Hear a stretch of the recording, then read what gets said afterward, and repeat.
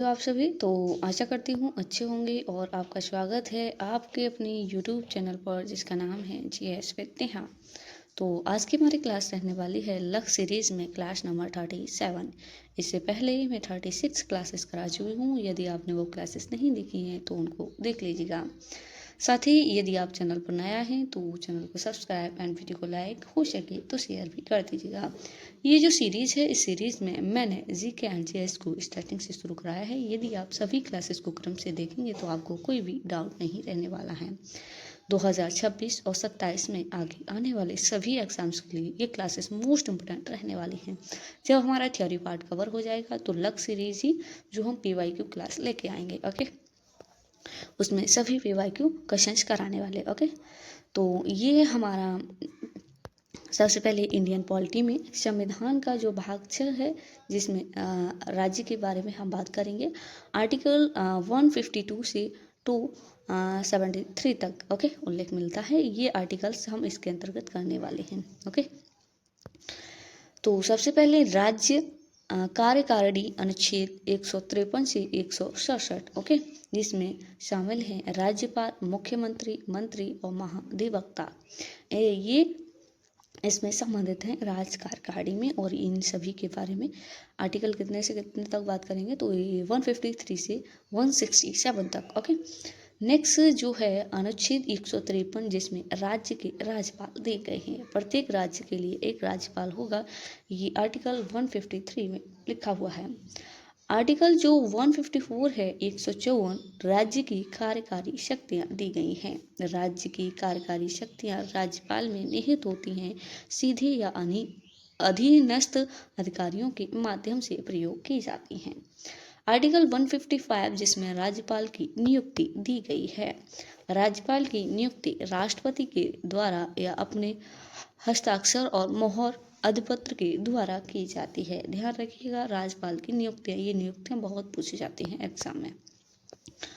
Next है जो article 156 यानी कि 156 जो अनुच्छेद है वो राज्यपाल का उसमें कार्यकाल दिया गया है। राज्यपाल राष्ट्रपति की इच्छा प्रसाद पर्यंत पद धारण करता है। राज्यपाल अपना त्याग पत्र किसको भेजते हैं तो राष्ट्रपति को। ध्यान रखेगा, कार्यकाल पदभार ग्रहण करने की तिथि से 5 वर्ष बशर्ते कि उसे पहले ही हटा दिया जाए या त्यागपत्र दे दिया जाए। अनुच्छेद 157 राज्यपाल के रूप में नियुक्ति के लिए योग्यताएं क्या क्या होनी चाहिए, जो मतलब राज्यपाल के अंदर होनी चाहिए क्या क्या योग्यताएं, तो ये आर्टिकल 157 यानी कि 157 जो अनुच्छेद है उसमें दी गई हैं। भारत का नागरिक होना चाहिए और जो आयु है वो 35 वर्ष पूरी हो चुका हो या कर चुका हो। ओके, नेक्स्ट है जो आर्टिकल 158 है, इसमें राज्यपाल के पद की शर्तें दी गई हैं। राज्यपाल संसद या राज्य विधानमंडल का सदस्य नहीं हो सकता। पद ग्रहण करने से पहले उसे सीट खाली करनी होगी। लाभ का कोई भी पद नहीं रख सकता है। राज्यपाल बिना किराए के आधिकारिक आवास का उपयोग करने का हकदार है। संसद द्वारा निर्धारित पर उपलब्धियां, यहाँ पर टाइपिंग मिस्टेक है, और विशेषाधिकार हैं उनके कार्यकाल के दौरान उपलब्धियां ओके और भत्ते कम नहीं किए जा सकते हैं। ओके, नेक्स्ट है जो आर्टिकल 159 है जो 159 उसमें राज्यपाल द्वारा शपथ या प्रतिज्ञा दिया गया है। इधर है जो उच्च न्यायालय के मुख्य न्यायाधीश या उनकी अनुपस्थिति में वरिष्ठतम न्यायाधीश के द्वारा उन्हें शपथ दिलाई जाती है राज्यपाल को। ओके, नेक्स्ट है जो आर्टिकल 160 है, इसमें आकस्मिकताओं में राज्यपाल के कार्यों का निर्वहन दिया गया है। राष्ट्रपति आकस्मिकताओं के दौरान राज्यपाल के कार्यों का निर्वहन करने के लिए किसी भी व्यक्ति को नियुक्त कर सकते हैं।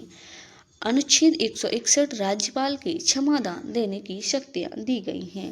राज्यपाल क्षमादान, यहाँ पर टाइपिंग मिस्टेक है। ओके, लघुकरण, परिहार, विराम, प्रतिलंबन में कमी दे सकता है, लेकिन वह यह नहीं कर सकता कि मृत्युदंड को भी माफ कर ये अधिकार नहीं है कि वह मृत्युदंड को माफ कर सके। ये ओनली अधिकार किसको है? राष्ट्रपति को। यह केवल राष्ट्रपति कर सकते हैं। ओके, कोर्ट मार्शल की सजा के खिलाफ क्षमादान शक्ति का प्रयोग करना। ओके, तो नेक्स्ट है आर्टिकल 162, जिसमें 162 अनुच्छेद है, उसमें राज्य की कार्यकारी शक्तियों का विस्तार दिया गया है। राज्य की जो कार्यकारी शक्ति हैं उन मामलों में तक फैली हुई हैं। इस दिन पर राज्य विधानमंडल कानून बना सकता है। ओके, नेक्स्ट है जो आर्टिकल 163 है 163, इसमें मंत्री परिषद राज्यपाल को सहायता और सलाह देगी। ये आर्टिकल 163 यानी कि जो अनुच्छेद 163 है उसमें लिखा है। मुख्यमंत्री की अध्यक्षता वाली मंत्रिपरिषद राज्यपाल को सहायता और सलाह देती है। आर्टिकल 164, जिसमें मंत्रियों के संबंध में अन्य प्रावधान दिए गए हैं। मुख्यमंत्री की नियुक्ति राज्यपाल द्वारा की जाती है। ओके, राज्यपाल की नियुक्ति राष्ट्रपति के द्वारा, मुख्यमंत्री की नियुक्ति किसके द्वारा? राज्यपाल के द्वारा। अन्य मंत्रियों की नियुक्ति मुख्यमंत्री की सलाह पर की जाती है। मंत्रिपरिषद सामूहिक रूप से राज्य की विधानसभा के प्रति उत्तरदायी होती है। मंत्रियों को राज्यपाल द्वारा प्रशासनिक पद और गोपनीयता की शपथ लेनी होती है। कोई मंत्री जो लगातार 6 महीने के भीतर विधायक या विधानसभा सदस्य के रूप में निर्वाचित नहीं होता है, वह मंत्री नहीं रह सकता है। वेतन और भत्ते राज्य विधानमंडल द्वारा निर्धारित किए जाते हैं, इनको भी ध्यान रखिएगा। नेक्स्ट है आर्टिकल जो 165 है, इसमें राज्य के लिए महाधिवक्ता। ओके, राज्यपाल द्वारा नियुक्त उच्च न्यायालय के न्यायाधीश बनने की योग्यता होनी चाहिए। कानूनी मामले पर राज्य सरकार को सलाह देते हैं। जो राज्य महाधिवक्ता होते हैं राज्यपाल की इच्छा तक पद धारण करते हैं। ध्यान रखिएगा, ये एग्जाम में कई बार पूछा गया है। तो राज्य महाधिवक्ता हैं, उनका उल्लेख किस आर्टिकल में मिलता है? तो 165। जो आर्टिकल 166 है, यहाँ पर ये टाइपिंग मिस्टेक है, कुछ जीरो नहीं है। राज्य सरकार के कार्य का संचालन सभी कार्यकारी कार्य राज्यपाल के नाम से व्यक्ति के सामने होने चाहिए। ओके,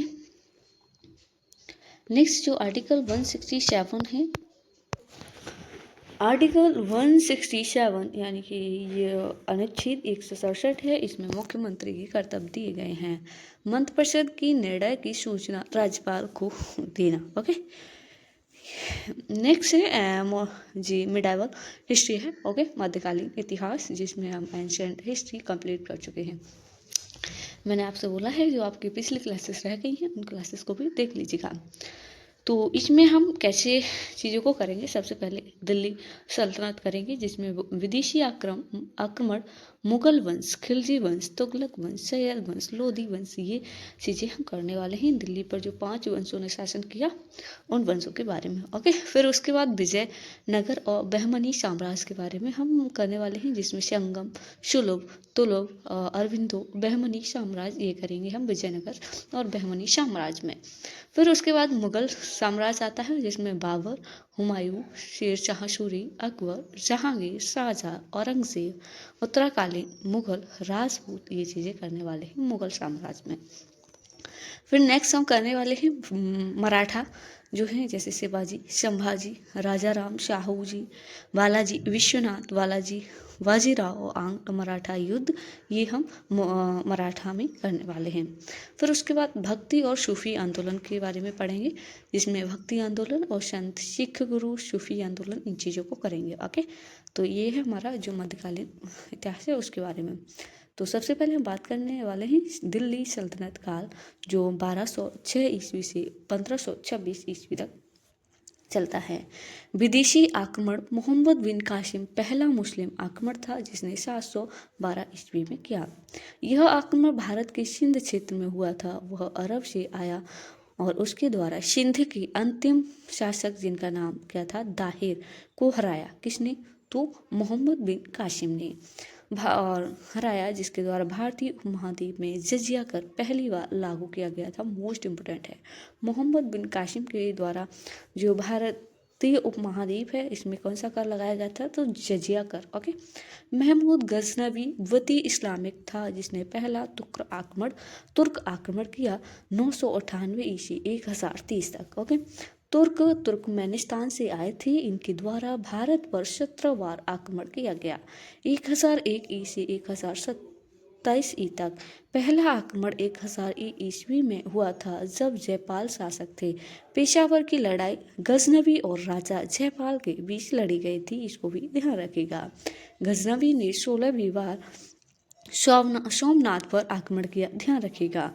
और 17वां जो आक्रमण था वो 1025 में अंतिम आक्रमण था। इसकी मृत्यु 1030 में हो गई थी। ओके, गजनवी की। नेक्स्ट महमूद जो गजनवी था, इसके शासनकाल में लेखक फिरदौसी ने क्या लिखा, शाहनामा की रचना की फिरदौसी ने। अलबरूनी ने तहकीक ए हिंद की रचना की थी, जिसे किताब उल हिंद भी कहते हैं, ध्यान रखिएगा। ओके, महमूद गजनवी के शासनकाल के ये लेखक हैं। नेक्स्ट हम बात करने वाले हैं जियोग्राफी में काली मिट्टी। ओके, जो हमारा मृदा है ये टॉपिक चल रहा है।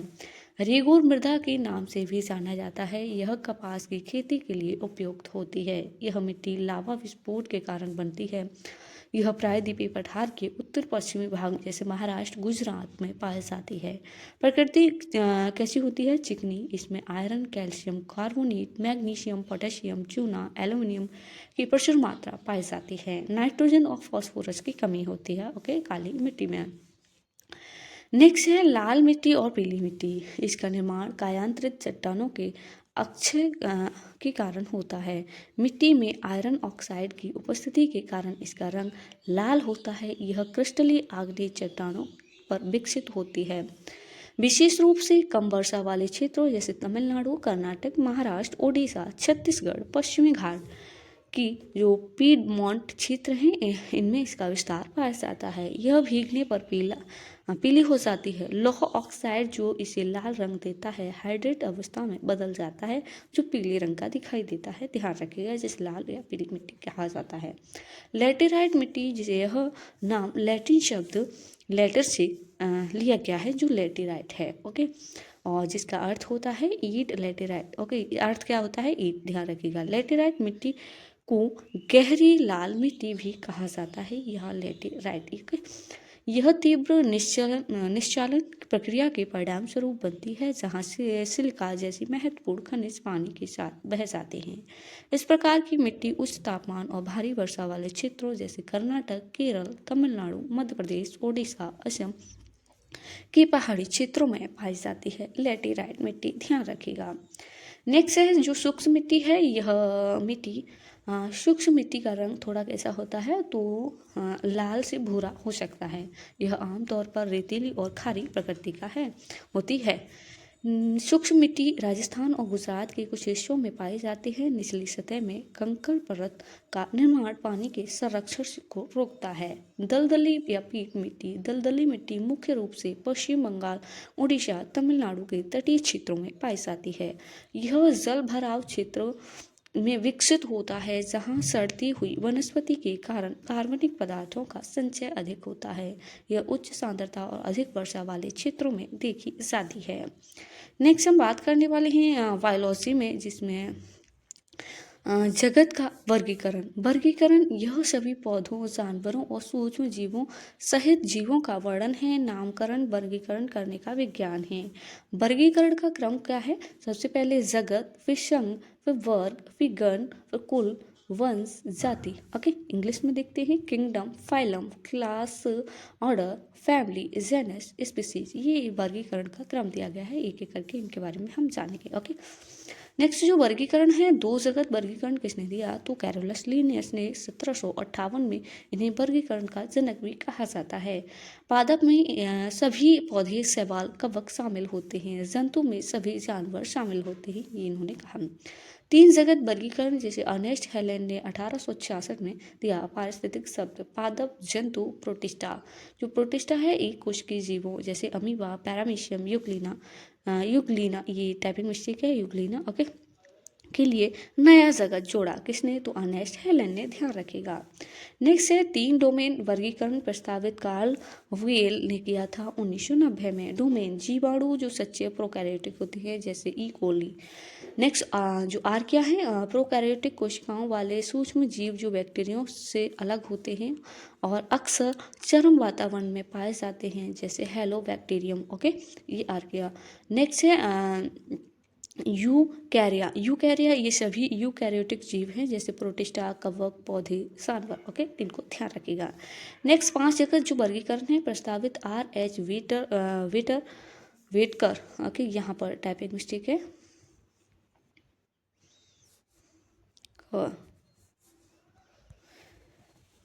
नेक्स्ट देखते हैं, इन्होंने 1969 में दिया। ओके, जगत मोनेरा जो प्रोकैरियोटिक जीवाणु, नीला हरा शैवाल। प्रोटिस्टा यूकैरियोटिक ये एक कोशिकीय जीव है। कवक यूकैरियोटिक ये बहुकोशिकीय जीव। विषमपोषी बीजाणु यहाँ पर अना होगा। और उत्पादन जीव पादप, और इसमें आता है पादप जो स्वपोषी होते हैं और बहुकोशिकीय, और जंतु विषमपोषी होते हैं, ये भी बहुकोशिकीय के अंतर्गत आते हैं, इनको ध्यान रखिएगा। नेक्स्ट हम बात करने वाले हैं स्टैटिक जीके में ओलंपिक में भारत द्वारा जीते गए व्यक्तिगत स्वर्ण पदक। ये हमारा टॉपिक स्पोर्ट्स से चल रहा है। Okay, 2008 Beijing Olympic Abhinav Bindra ने 10 मीटर एयर राइफल शूटिंग में स्वर्ण पदक जीता। यहाँ से ये भी क्वेश्चन क्लियर होता है, जो अभिनव बिंद्रा है इनका संबंध किसी है? तो शूटिंग से। ओके, स्वर्ण पदक जीता। 2020 में टोक्यो ओलंपिक नीरज चोपड़ा ने ट्रैक और फील्ड में स्वर्ण पदक जीतने वाले पहले भारतीय बन गए। 7 अगस्त को राष्ट्रीय भाला फेंक दिवस मनाया जाता है, ध्यान रखिएगा। 7 अगस्त को हथकरघा दिवस भी मनाया जाता है, इसको भी ध्यान रखिएगा। अभिनव बिंद्रा पहले भारतीय हैं जिन्हें अंतर्राष्ट्रीय शूटिंग फेडरेशन ब्लू क्रॉस पुरस्कार प्राप्त किया। भारत के कुछ प्रमुख ओलंपिक पदक विजेता 1952 में हेलसिंकी की जो ओलंपिक है उसमें केडी जाधव ने कुश्ती में पहला व्यक्तिगत कांस्य पदक जीता। 1996 में अटलांटा ओलंपिक लिएंडर पेस ने टेनिस में कांस्य पदक जीता। 2000 में सिडनी ओलंपिक कर्णम मल्लेश्वरी भारोत्तोलन में ओलंपिक में पदक जीतने वाली पहली महिला बनी। 2004 में एथेंस ओलंपिक राज्यवर्धन सिंह और राठौर ने शूटिंग में रजत पदक जीता। शूटिंग में पदक जीतने वाले पहले भारतीय बने। 2008 में बीजिंग ओलंपिक विजेंद्र सिंह ने मुक्केबाजी में कांस्य पदक जीता। सुनील कुमार ने कुश्ती में कांस्य पदक जीता, ध्यान रखिएगा 2008 बीजिंग ओलंपिक में। नेक्स्ट 2016 रियो ओलंपिक जिसमें पीवी सिंधु उन्होंने बैडमिंटन में रजत पदक जीता। साक्षी मलिक इन्होंने किसमें? कुश्ती में कांस्य पदक जीता। पीवी सिंधु का संबंध बैडमिंटन से है और साक्षी मलिक का किससे संबंध है? कुश्ती से, ध्यान रखिएगा। ये प्लेयर और उनसे संबंधित खेल भी पूछ लिए जाते हैं एग्जाम में। 2020 टोक्यो ओलंपिक हमारे पास पंख है वाक्यांश था। टोक्यो ओलंपिक 2020 का ये वाक्यांश था। टोक्यो ओलंपिक 2020 में भारत की रैंक 48वीं रही। मीराबाई चानू उन्होंने भारोत्तोलन में रजत पदक जीता। लवलीना उन्होंने मुक्केबाजी में कांस्य पदक जीता। पीवी सिंधु इन्होंने बैडमिंटन में कांस्य पदक जीता। ओलंपिक में 2 पदक विजेता होने का सम्मान रखती हैं पीवी सिंधु। बजरंग पूनिया इनका संबंध कुश्ती से है, इन्होंने कुश्ती में कांस्य पदक जीता। नीरज चोपड़ा भाला फेंक में स्वर्ण पदक। पुरुष हॉकी टीम में जो नीरज चोपड़ा थे इन्होंने भाला फेंक में कौन सा पदक जीता था? तो स्वर्ण पदक 2020 को। और जो हॉकी टीम थी उसने कौन सा पदक जीता? तो कांस्य पदक। 2024 पेरिस ओलंपिक में भारत का पदक तालिका कुल एथलीटों की संख्या कितनी थी? 117। सभी प्रतियोगिताओं में भारत ने 6 पदक जीते, 1 रजत और 5 कांस्य, ध्यान रखिएगा। रैंक कौन सी थी? 206 देशों में 71वीं रैंक थी भारत की 2024 पेरिस ओलंपिक में। ओके, और इधर मनु भाकर यह ओलंपिक निशानेबाजी में पदक जीतने वाली पहली भारतीय महिला है। ओलंपिक में स्वर्ण पदक ओलंपिक में, ओके यहाँ पर टाइपिंग मिस्टेक है, 1 से अधिक पदक जीतने वाली पहली भारतीय महिला बनी। ओके, ओलंपिक में। और उन्होंने सरबजोत सिंह के साथ मिश्र टीम में 10 मीटर पिस्टल स्पर्धा में कांस्य पदक जीता, ध्यान रखिएगा। इन्होंने 2 पदक जीते थे। ओके, और एक ही स्पर्धा में। ओके, यहाँ पर तो जो पदक जीते ध्यान रखिएगा। और जो सरबजोत हैं इनका भी संबंध किससे है? तो शूटिंग से। ये ठीक है, इनको ध्यान रखिएगा। तो ये थी आज की हमारी क्लास। तो आपको बताना है कमेंट बॉक्स में आपको क्लास कैसी लगी। साथ ही यदि हमसे कोई टाइपिंग मिस्टेक होता है तो आप हमको कमेंट बॉक्स में बता सकते हैं, और साथ ही यदि करंट के हिसाब से कुछ चेंज हुआ है तो भी। ओके, तो ये यदि आपको इस क्लास की पीडीएफ चाहिए तो आप हमको बता सकते हैं कमेंट बॉक्स में। तो मैं इस क्लास के नीचे कमेंट बॉक्स में टेलीग्राम चैनल की लिंक पिन कर दूँगी, वहाँ से आपको चैनल को ज्वाइन कर लेना। आपको सभी क्लासेस की पीडीएफ मिल जाएगी, जहाँ से आप अपना बार बार रिविजन कर सकते हैं। ओके, तो मिलते हैं नेक्स्ट क्लास के साथ। तब तक के लिए आप अपना ख्याल रखिएगा, अच्छे से तैयारी करते रहिएगा।